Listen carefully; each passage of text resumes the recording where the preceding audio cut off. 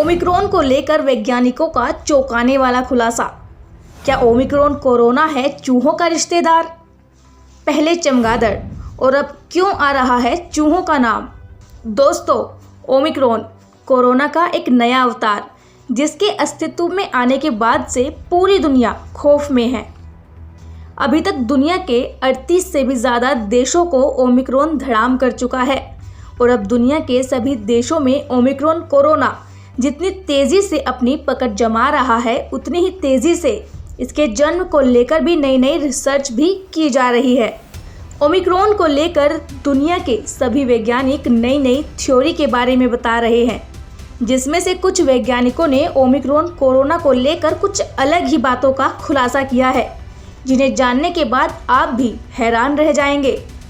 जी हाँ दोस्तों, इस नई रिसर्च में बताया जा रहा है कि ओमिक्रॉन का सीधा सीधा संबंध चूहे से है। तो क्या ओमिक्रॉन चूहों से इंसानों तक पहुंचा है? मतलब कल तक जो कोरोना चमगादड़ से निकलकर इंसान के शरीर में तूफान मचा रहा था, अब उसका ये नया अवतार चूहों की दुनिया से निकलकर भौकाल मचा रहा है। अब आपको भी लगेगा कि चूहों से कैसे? कहीं इसके पीछे भी तो किसी इंसान की कारस्तानी नहीं छिपी है? तो दोस्तों, मैं आपको इन सभी सवालों का जवाब आज इस वीडियो में देने वाली हूँ। वो आपके लिए बहुत ज़रूरी है। मैं आज आपको इस पूरी वीडियो में बताऊंगी कि आखिरकार ओमिक्रॉन कोरोना को लेकर क्या नई रिसर्च सामने आ रही है और इसका चूहे से क्या कनेक्शन है। क्या चूहों से इंसानों में आया है ओमिक्रॉन? क्या होता है जूनोसिस और रिवर्स जूनोसिस? दोस्तों, ओमिक्रॉन कोरोना को लेकर वैज्ञानिकों ने हाल ही में एक बड़ा खुलासा किया है, जिसमें उनका कहना है कि ओमिक्रॉन कोरोना का सीधा सीधा संबंध चूहे से है। अब वो कैसे, चलिए आपको बताते हैं। दोस्तों, हाल ही में जो शोध हुआ है उसमें पाया गया कि दक्षिण अफ्रीका में मिले ओमिक्रॉन कोरोना रोडेंट्स यानी चूहे जैसे जीव के जरिए इंसानों तक पहुंचा है, जिसे वैज्ञानिकों की भाषा में रिवर्स जूनोसिस कहा जाता है। देखिए दोस्तों, मैं जानती हूँ शुरुआत में आपको इसे समझने में शायद थोड़ी सी दिक्कत हो, लेकिन आज मैं इसे आपको बड़ी ही सरल भाषा में समझाऊंगी। तो दोस्तों, आप इसे कुछ ऐसे समझ सकते हैं, जब जानवरों से इंसान तक कोई भी बीमारी पहुंचती है तो इस प्रोसेस को ही वैज्ञानिकों की भाषा में जूनोसिस कहते हैं।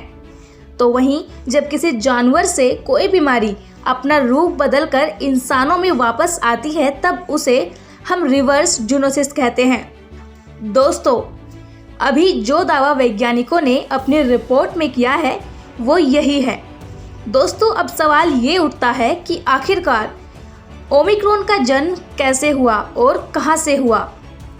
दोस्तों, स्टेट न्यूज़ की एक रिपोर्ट में स्क्रिप्स रिसर्च इंस्टीट्यूट के इम्यूनोलॉजिस्ट क्रिस्टियन एडरसन ने बताया कि ओमिक्रॉन में 30 से भी ज़्यादा म्यूटेशन हुए हैं, तो इसीलिए हो सकता है कि यह रिवर्स जूनोसिस की प्रक्रिया से होकर गुजरा हो। आपको बता दें कि रिपोर्ट के अनुसार उनका अंदाज़ा है कि शायद ओमिक्रॉन की उत्पत्ति तब हुई होगी जब पिछले साल जून या जुलाई में चूहों में संक्रमण फैला था।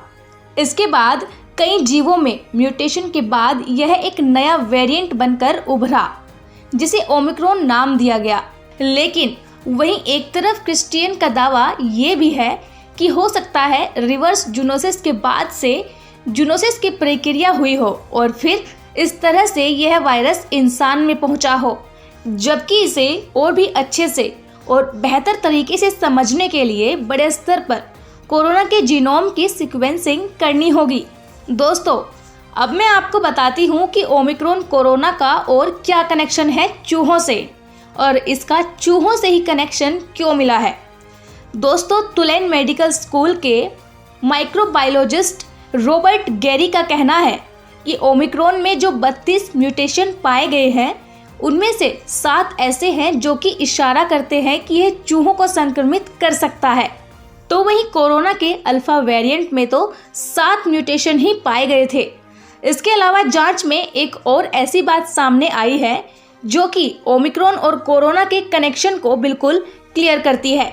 रिपोर्ट के अनुसार उन्होंने इस बात को स्पष्ट किया है कि कि ओमिक्रॉन में चूहों को संक्रमित करने वाला जीन पाया गया है। ओमिक्रॉन इंसानों से फैला है या फिर जानवरों से? क्या इंसान कमजोर इम्यूनिटी के कारण फैला ओमिक्रॉन? दोस्तों, वैज्ञानिकों का तो ये भी मानना है कि जितना ज़्यादा म्यूटेशन इस वेरिएंट में पाया गया, उतना कोरोना के किसी दूसरे वेरिएंट में भी नहीं देखा गया। हालांकि अभी भी साफ तौर पर ये नहीं कहा जा सकता कि ओमिक्रॉन जानवरों से फैला है या फिर इंसानों में ही धीरे धीरे विकसित हुआ है। अब जानते हैं कि एक्सपर्ट का इसको लेकर क्या कहना है। एरिजोना यूनिवर्सिटी के इवोल्यूशनरी बायोलॉजिस्ट माइक वोरोबी का कहना है कि अगर ओमिक्रॉन कोरोना किसी जीव को इतना संक्रमित कर सकता है तो इंसानों के साथ क्या कुछ नहीं कर सकता, इस बात का तो आप शायद अंदाज़ा भी नहीं लगा सकते। ये अवतार कोरोना को भी चौंकाने वाला है। उनका कहना है कि इसकी मदद से कोरोना के कई और खतरनाक अवतारों का भी जन्म हो सकता है। इसके अलावा माइक कहते हैं कि अब तक जो भी सारी की सारी बातें सामने आई हैं, उससे पूरी तरह से पुष्टि नहीं होती है कि इसका जन्म चूहों से हुआ है या फिर इंसानों से। हो सकता है इसकी उत्पत्ति किसी ऐसे इंसान में हुई हो जिसकी रोगों से लड़ने की शक्ति कम हो। दोस्तों, आपको बता दें कि बर्लिन के शेरिट यूनिवर्सिटी हॉस्पिटल के वायरोलॉजिस्ट क्रिश्चियन डॉस्ट्रेन ने बताया है कि ओमिक्रॉन का जन्म दक्षिण अफ्रीका में नहीं हुआ है, क्योंकि वहां पर तो पहले से ही बड़े स्तर पर जीनोम सीक्वेंसिंग चल रही थी। इसीलिए हो सकता है कि ये दक्षिण अफ्रीका के किसी दूर के इलाके में विकसित हुआ हो। लेकिन वैज्ञानिकों ने ये चेतावनी बिल्कुल साफ दी है कि अगर कोरोना का नया अवतार किसी जानवर से इंसानों में फैला है तो भविष्य में हम सबको सतर्क और सावधान रहने की बहुत ज़रूरत है। क्यों ओमिक्रॉन बन चुका है वेरिएंट ऑफ कंसर्न? दोस्तों, कोरोना का ये नया वेरिएंट 24 नवंबर 2021 को साउथ अफ्रीका में मिला था, जिसे वर्ल्ड हेल्थ ऑर्गेनाइजेशन ने वेरिएंट ऑफ कंसर्न कहा है। मतलब ये तबाही का सामान है। ये दुनिया में कहर बरपा चुके डेल्टा वेरिएंट से कहीं ज़्यादा तेज़ी से म्यूटेशन करने वाला वेरिएंट है। ओमिक्रॉन में कुल 50 म्यूटेशन हो चुके हैं, जिनमें से 30 म्यूटेशन उसके स्पाइक प्रोटीन में हुए हैं। स्पाइक प्रोटीन के जरिए ही कोरोना वायरस इंसानी शरीर में प्रवेश के रास्ते खोलता है। इसकी तुलना में डेल्टा के एस प्रोटीन में 18 म्यूटेशन हुए थे। ओमिक्रॉन रिसेप्टर बाइंडिंग डोमेन में भी 10 म्यूटेशन हो चुके हैं, जबकि डेल्टा वेरिएंट में 2 ही म्यूटेशन हुए थे। रिसेप्टर बाइंडिंग डोमेन वायरस का वह हिस्सा है जो कि इंसान के शरीर के सेल से सबसे पहले संपर्क में आता है। दोस्तों, केंद्र सरकार नए वेरिएंट से निपटने के लिए इसकी कड़ी निगरानी कर रही है। एट रिस्क वाले देशों पर कुछ पाबंदियां लगाई गई हैं। सरकार ने इसके लिए 1 दिसंबर से नई गाइडलाइन भी जारी की है, जिसमें एट रिस्क देशों से आने वाले लोगों के लिए टेस्टिंग और आइसोलेशन जरूरी कर दिया गया है। इसके साथ ही उनकी कॉन्टेक्ट ट्रेसिंग भी विभिन्न राज्य सरकारें अपने स्तर पर कर रही हैं। केंद्र सरकार की विभिन्न हेल्थ बॉडी भी अपने अपने स्तर पर निगरानी कर रही है। साइंटिस्ट और मेडिकल एक्सपर्ट भी इस नए वेरिएंट को लेकर जानकारी जुटा रहे हैं। तो दोस्तों, ये थी इस नए कोरोना के अवतार की नई जानकारी।